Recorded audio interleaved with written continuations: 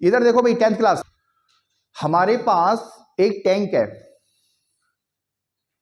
उस टैंक को हमने दो पाइप से भरा है, ए और बी से, और 12 घंटे में वो टैंक भर गया है। क्वेश्चन को समझा रहा हूं, पहले क्वेश्चन समझ में आना चाहिए, क्वेश्चन क्या बोल रहा है तभी करोगे, है ना।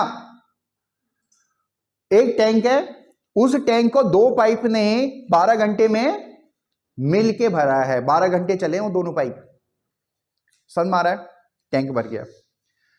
अब दूसरी कंडीशन दे रखी है, अगर हम बड़े वाले को, बड़ा वाला मैंने बी माना है, बड़े वाले को अगर हम 4 घंटे चलाएं और छोटे वाले को हम 9 घंटे चलाएं तो टैंक आधा ही भरेगा, इसे 1/2 वी लिखा है।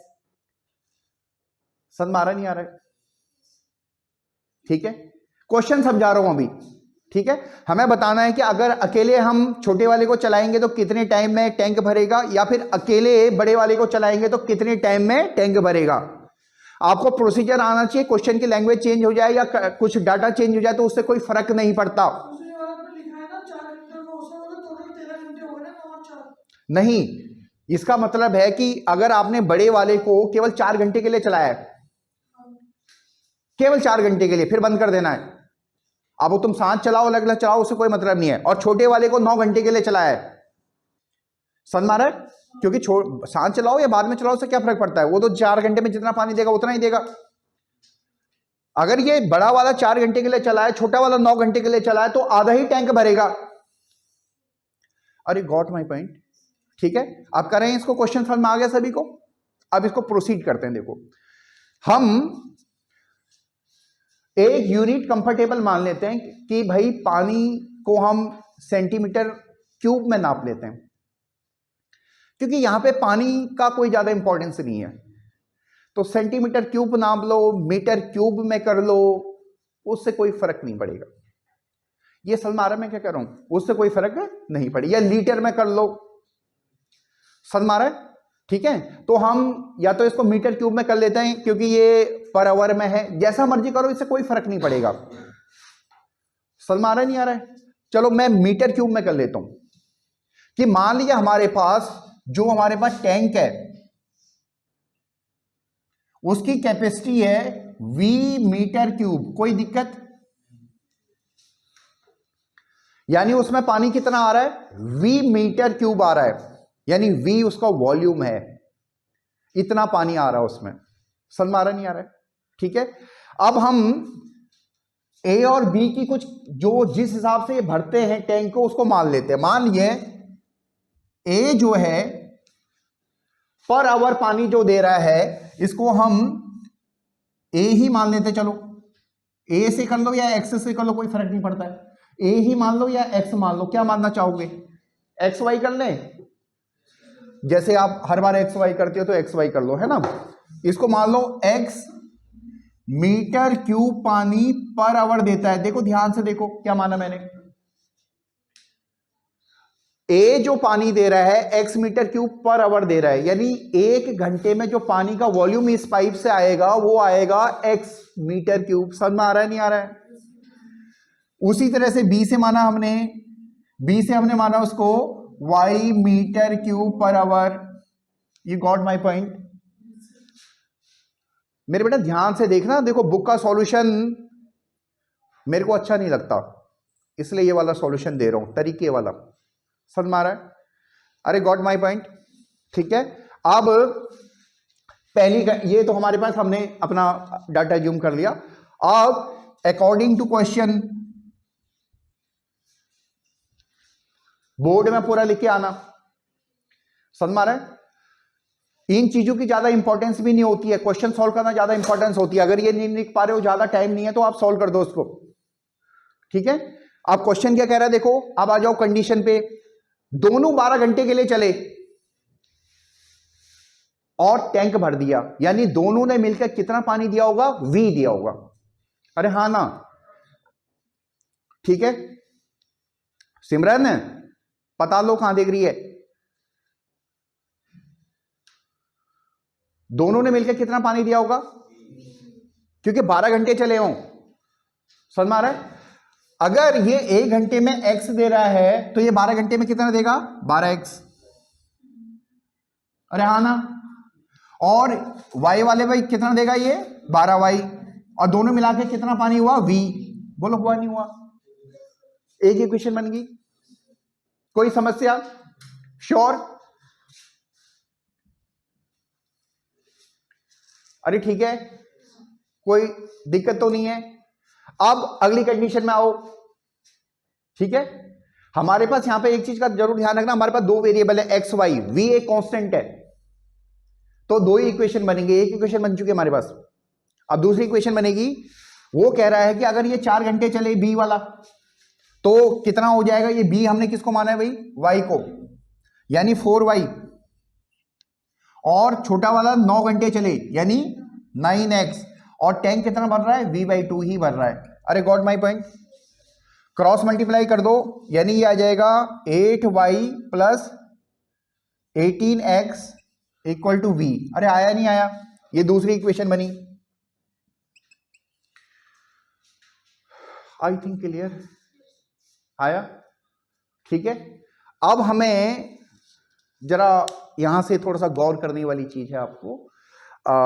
चाहे तो आप ऐसे एक्स वाई में सॉल्व कर लो, एक्स और वाई की वैल्यू आ जाएगी, आंसर आपका सामने प्रेजेंट हो जाएगा।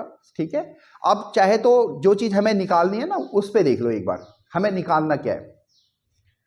हमें निकालना है कि ए अकेले कितने देर में भरेगा। अरे हाँ या ना? ठीक है, तो पहले तो मैं देख लूं एक बार, मैं एक कैसे ये कैलकुलेशन कैसे करेंगे देखो, पहले आराम से देखो। मैं इसको रब कर देता हूं, कर दूं? इसको रब कर देते हैं ना, डाटा तो है ही हमारे पास। अब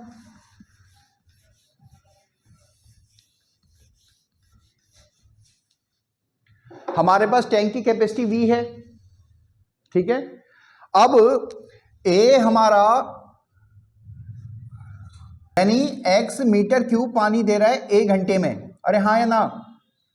1 आवर दे रहा है हमारे पास। A जो है x मीटर क्यूब पानी दे रहा है 1 घंटे में। अरे गॉड माई फ्रेंड ना, तो एलिमेंट्री मेथड है हमारे पास। 1 मीटर क्यूब पानी कितने घंटे में देगा भाई वो? 1/x में।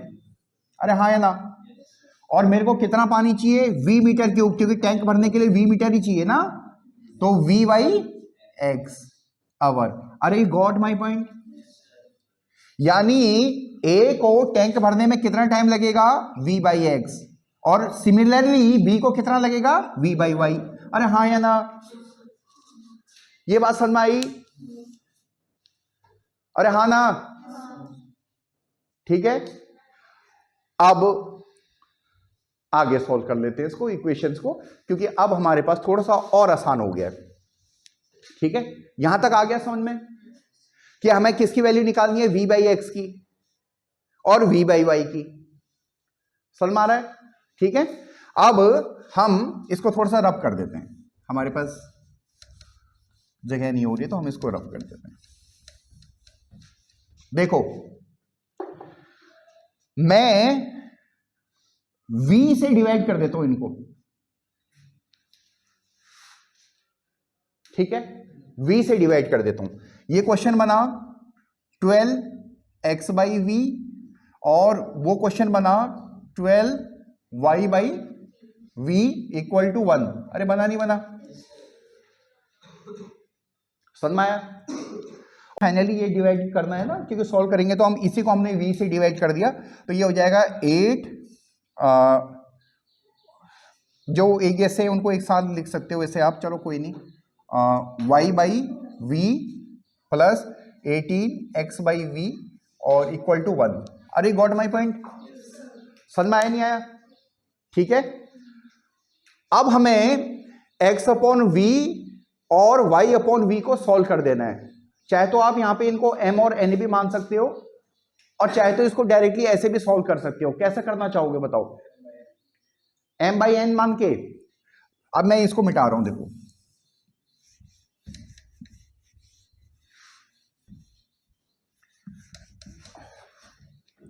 देखो, हमने x/v को m मान लिया और y/v को n मान लिया सॉल्व करने के लिए।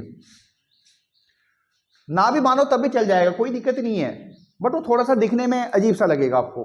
तो ये सॉल्व हो गया, ये थोड़ा सा इक्वेशन बन जाएगी। 12 हमने x अपॉन वी को क्या माना है m plus 12n equal to 1।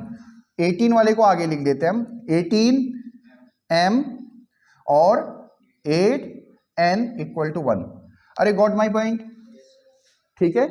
अब हम इन दोनों, ये तो क्वाड्रेटिक वो हो गया, लीनियर इक्वेशन हो गई है।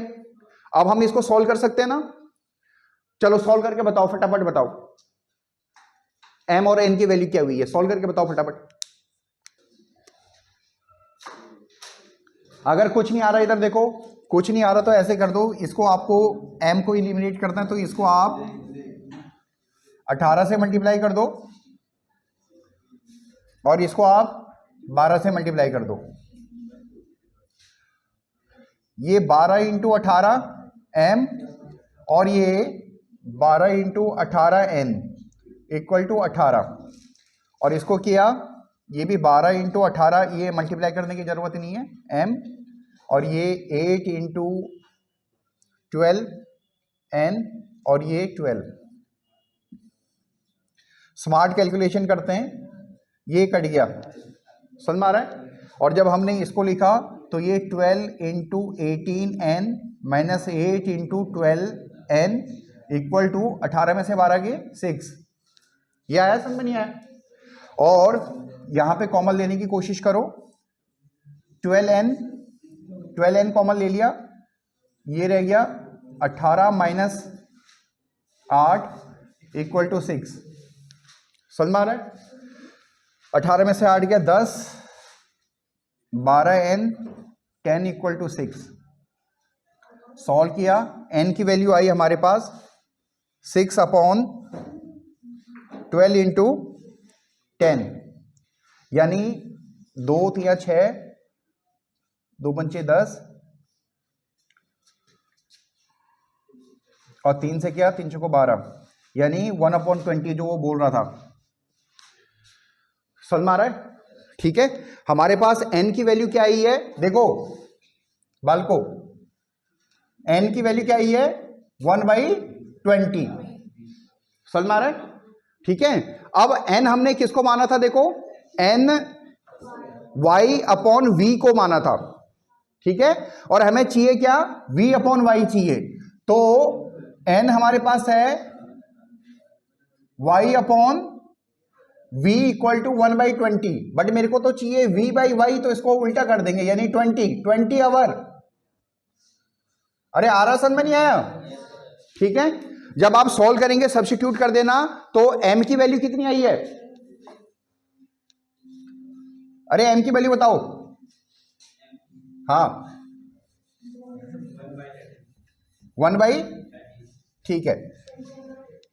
जब आप सब्स्टिट्यूट करोगे तो m की वैल्यू आ जाएगी 1/30, और हमने x अपॉन v की वैल्यू m मानी है तो 1/30, बट आंसर मेरे को v बाई एक्स चाहिए, तो ये 30 आ जाएगा, 30 आवर। समझ में आ रहा है, यानी छोटा वाला टैंक, छोटा वाला पाइप उसको 30 घंटे में भरेगा अकेला, और बड़ा वाला पाइप उसको 20 घंटे में पड़ेगा। समझ में आ रहा है, अरे बहुत क्लियर है। इस क्वेश्चन को मैंने जो कराया है आपको कंसेप्ट के साथ कराया है, मुझे उम्मीद है कि आपको समझ में आ गया होगा। ये मैंने बुक के हिसाब से जो सॉल्यूशन अवेलेबल है उसके हिसाब से नहीं कराया है, अपने हिसाब से कराया है। यू गॉट माय पॉइंट, ठीक है, क्लियर है।